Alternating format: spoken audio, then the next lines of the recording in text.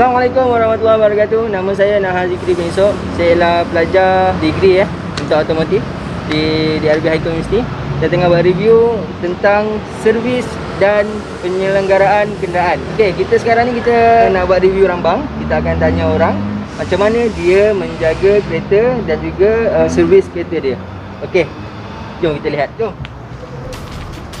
Apa bang cerita ni? Kita dah jumpa seorang. Okey, boleh. Assalamualaikum bang.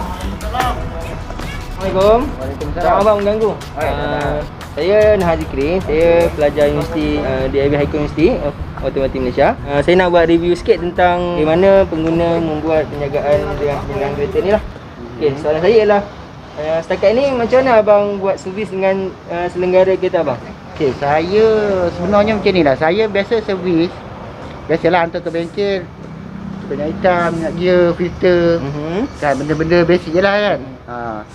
Lepas tu kadang-kadang tu hantar ke center. Okey. Hantar ke center ni orang cakap overall lah, semua dia orang buat lah.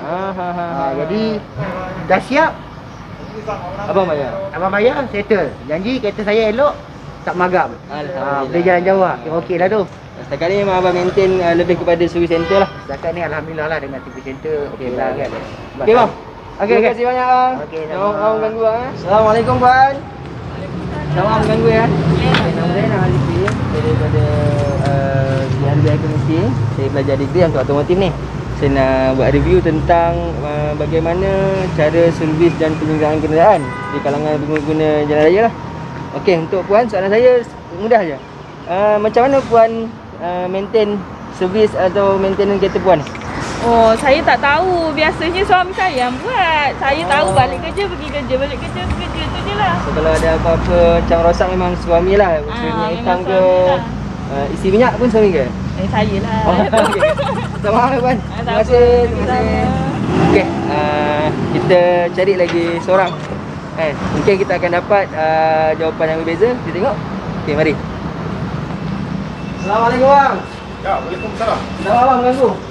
Nama saya Nahar Zikri bin Yusof. Saya pelajar Universiti DRB Highcom. Saya ambil degree dalam bidang otomotif lah. Dan sekarang ni saya buat review untuk penyelenggaraan dan servis kereta. Okey, saya nak tanya abang soalan mudah. Okey, macam mana setakat ni abang servis dan selenggara kenderaan abang?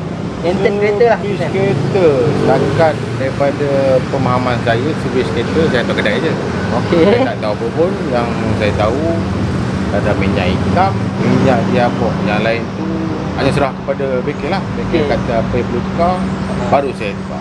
Okey, ataupun ikut saranan bengkel ataupun abang tunggu kereta tu rosak baru abang dah repair.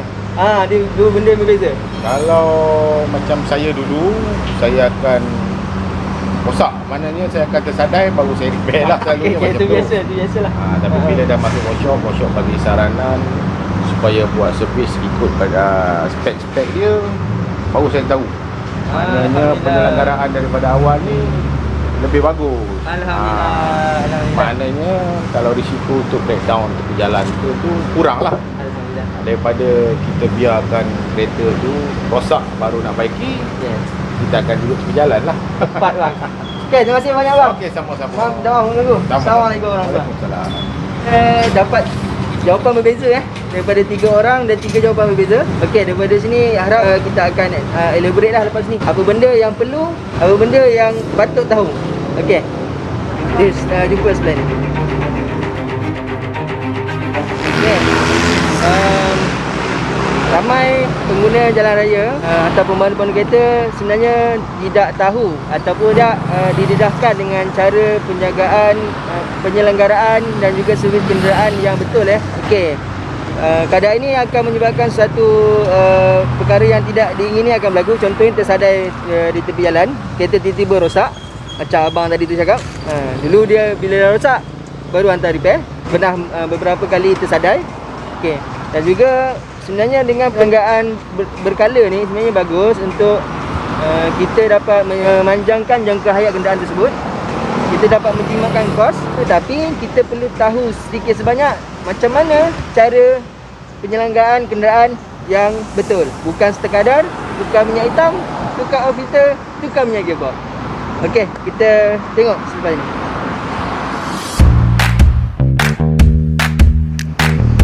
Okey, bagaimana cara servis dan penyelenggaraan kenderaan yang betul ya?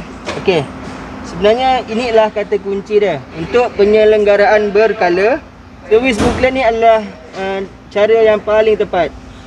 Okey, jika anda membeli kereta baru maupun terpakai, pastikan buku ni ada. Okey, sebab apa? Sebab dalam ni dia beritahu kita sepatutnya tukar apa dalam masa 10,000 km pertama, 20,000 km pertama, pada 100,000. Telah dinyatakan di sini. Okey, melalui buku ni juga kita boleh buat bajet Contoh, kita akan selalu tengok odometer, berapa jauh perjalanan kereta ni telah bergerak, dan kita boleh bajet kita punya penyelenggaraan kenderaan, dan benda tu akan menjimatkan kita sebenarnya di masa hadapan. Okey, selain daripada penyelenggaraan berkala dan penyelenggaraan tidak berkala, sebenarnya anda sebagai pemilik kenderaan ataupun pemandu perlu tahu perkara-perkara asas tentang kenderaan anda. Okey. Pertama kita lihat minyak pelincir. Okey.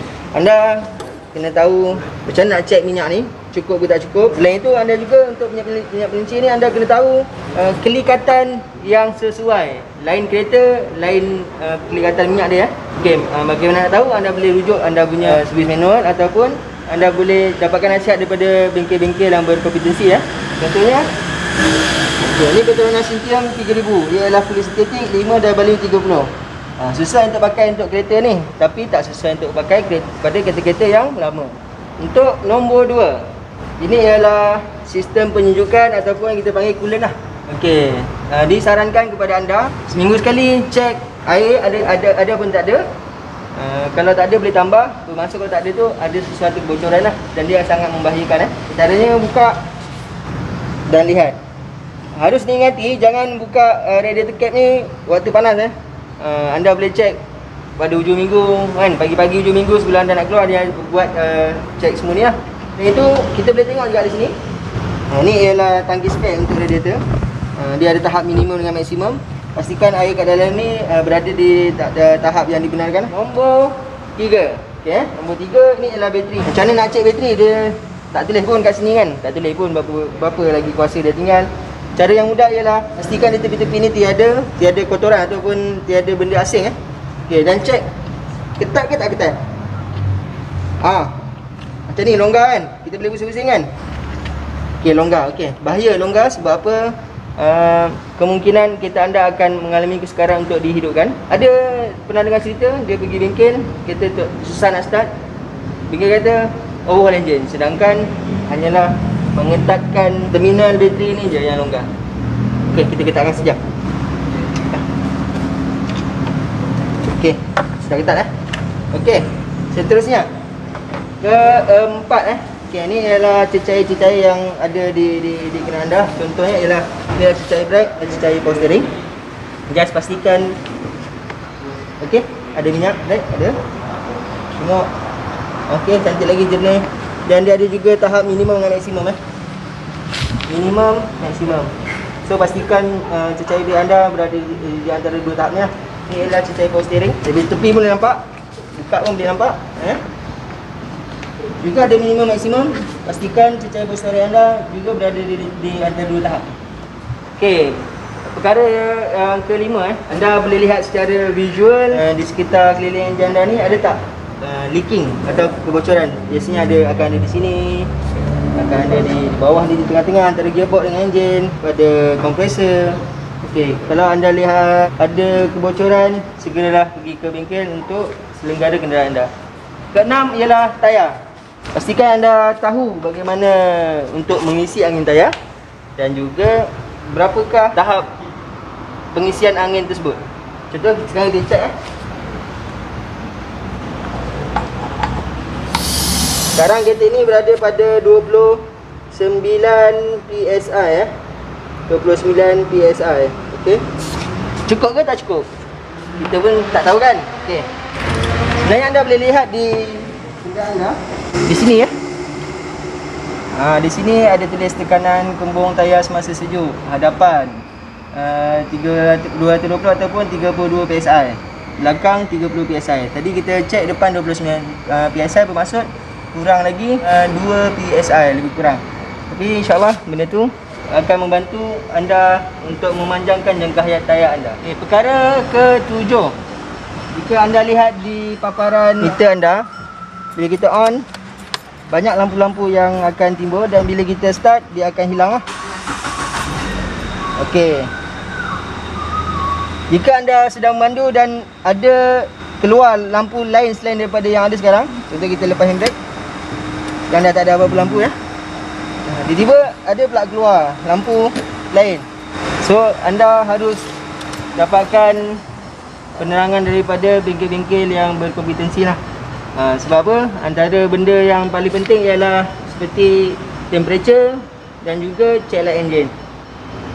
Selain daripada penyelenggaraan berkala yang tertera di dalam buku servis booklet tu tadi, dia ada satu lagi ialah penyelenggaraan tidak berkala. Bermaksud kita tak tahu bila sepatutnya kita tukar benda tu untuk mengelakkan dia rosak. Contoh brake pad. Mungkin ada orang 6 bulan dah tukar brake pad sebab dia selalu jalan. Mungkin ada yang bertahun tidak pernah tukar brake pad dan brake dia masih okey. So dia adalah bukan satu subjektif bila you kena tukar brake pad. Tetapi sebaliknya, penyelenggaraan tidak berkala ni dapat kita lihat apabila kereta datang servis. Mungkin anda datang servis minyak hitam, minyak enjin, tukar filter, dan anda boleh minta komen cek keseluruhan kenderaan anda. Contohnya macam ni, ni dah kena tukar lah ni. Tengok dia bercala dia bercala. So ni agak membahayakan. Dia akan cepat menghabiskan kita punya brake pad. Okey. Seterusnya, selain itu kita boleh tengok kita punya absorber, kita punya suspension. Mungkin anda tidak tahu bahagian-bahagian ini, tetapi inilah pentingnya untuk anda mencari bengkel yang berkompetensi, berkebolehan dalam menerangkan status kenderaan anda. Adakah ia selamat atau tidak? Dan anda boleh menabung atau membuat bajet untuk penyelenggaraan kenderaan anda di masa akan datang. Okey, seterusnya perkara yang terakhir ialah anda harus peka dari segi keadaan kenderaan anda waktu dihidupkan dan juga waktu berjalan. Contoh ada bunyi-bunyi yang abnormal ataupun ada rasa gegaran, tiba-tiba aircon rasa panas. Itu adalah simptom-simptom yang mana kenderaan anda memerlukan penyelenggaraan yang segera. Antara 8 perkara yang saya terangkan tadi, itu adalah perkara basic yang anda harus tahu untuk mengelakkan anda mengalami kesukaran tiba-tiba kereta mati di tengah jalan. Okay. Objektif video ini dihasilkan adalah untuk pertama sekali kita nak memberi kesedaran kepada pemilik atau pemandu kenderaan tentang pentingnya servis dan penyelenggaraan kenderaan dengan tepat. Okey, kedua, untuk mengelakkan kereta bermasalah secara tiba-tiba. Bayangkan anda di tengah-tengah jalan yang sunyi, malam, kenderaan rosak. Ia sangat membahayakan. Okey, ketiga ialah untuk memanjangkan jangka hayat kenderaan.